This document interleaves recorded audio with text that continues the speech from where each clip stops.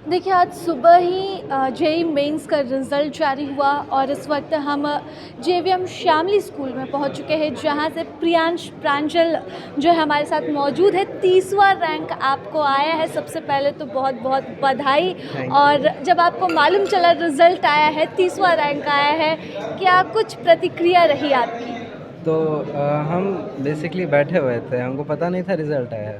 तो मेरा एक दोस्त मेरे को कांग्रेचुलेशंस भेजता है, तो हम सोचे कि कांग्रेचुलेशंस किस बात का। फिर हम जेईई मेंस का वेबसाइट खोले, वो सब खोले, मेरा लिंक नहीं आ रहा था। फिर उसमें देखे कि एनटीए ने एक पब्लिक नोटिस जारी किया है टॉपर्स का, उसमें मेरा नाम दिखा। तो फिर हम मम्मा डैडी को चिल्ला के बुलाए, फिर हम लोग लाइक सेलिब्रेट करने लगे। फिर इन लोग घर में सबको बताने लगा, जैसे मामा मौसी वो सबको बताने लगे। तो बधाइयों का सिलसिला जो है वहाँ से शुरू हो वहाँ जाता से है। शुरू हो गया। चलिए, पेरेंट्स भी है। अब बताया प्रांजल ने कि पेरेंट्स के साथ सेलिब्रेट किया। आप लोगों का पहला रिएक्शन कैसा था?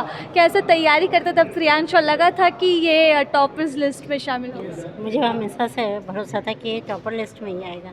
जिससे मैं एडमिशन भी ले रहा था उसी से मैं बोला था तुम टॉप करोगे ही करोगे, क्योंकि हमेशा लगातार पढ़ाई करता था और जब पढ़ता था तो बहुत मन से पढ़ता था और इन्जॉय करते, पढ़ाई को इन्जॉय के रूप में लिया है, टेंशन के रूप में नहीं। टेंशन के रूप में नहीं ले। क्या कहेंगे आप अपने बेटे की सफलता पर?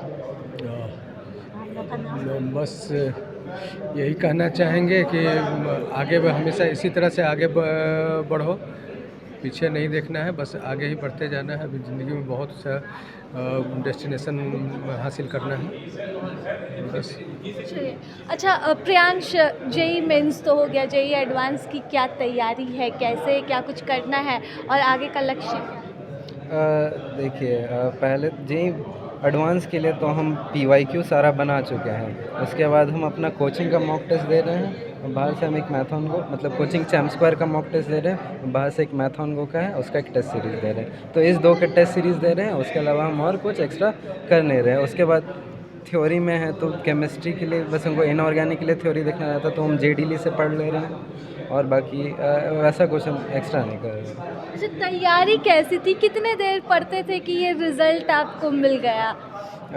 हम ट्राई करते थे कि 10 से 12 घंटे, उससे ना ज़्यादा, कम कभी कभी हो स्कूल के जाता। साथ कैसे ये मैनेज हो पाया? जेवीएम मेरा इसलिए चॉइस था क्योंकि यहाँ पे स्कूलिंग आवर्स बहुत कम है। तो जैसे सुबह 7:30 बज गए, 9 साढ़े 10 बजे तक छुट्टी हो गई, हम आराम से घर पहुँच गए। मन किया तो थोड़ा देर आधा घंटा का नैप ले लिया और फिर कोचिंग चल गए। तो कोचिंग में भी थोड़ा पढ़ाई हुआ, फिर रात में आए, कोचिंग में जो पढ़ाया गया है उसको एक बार रिव्यू किए, उसके बाद क्वेश्चन बनाने पे बैठ गए। उसके बाद थ्योरी हम नहीं देखने लगते थे, उसके बाद सीधे हम क्वेश्चन बनाने पे प्रैक्टिस करने लगते थे। तो क्वेश्चन प्रैक्टिस जितना, और जैसे कोई दिन स्कूल छुट्टी है, कोचिंग छुट्टी है, उस दिन थोड़ा लेट उठ के, लेकिन फिर कंसिस्टेंटली 11:30-12 बजे से लगातार पढ़ते रहते थे। मतलब लगातार पढ़ाई जो है वो बीच बीच में ब्रेक भी लेते थे, जैसे 3 घंटा हुआ, 2 घंटा हुआ तो चले गए फ़ोन पे थोड़ा सोशल मीडिया, हम रेडिट चलाते हैं, वो सब चलाए थोड़ा।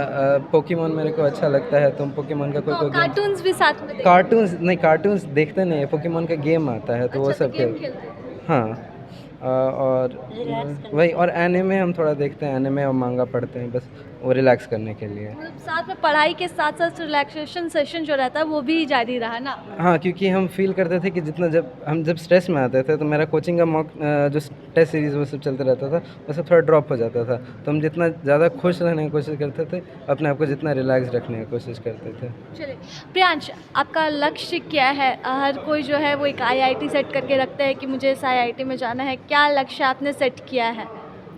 बोलते तो सब आईआईटी बॉम्बे सीएसई ही है, हम भी वही सोचे हैं, लेकिन उसके बाद मेरे को मन है कि हम हायर स्टडीज़ में फ़िज़िक्स और मैथ्स में हायर स्टडीज़ में जाए, क्योंकि उनको फ़िज़िक्स मैथ्स से शुरू में बहुत इंटरेस्टिंग था।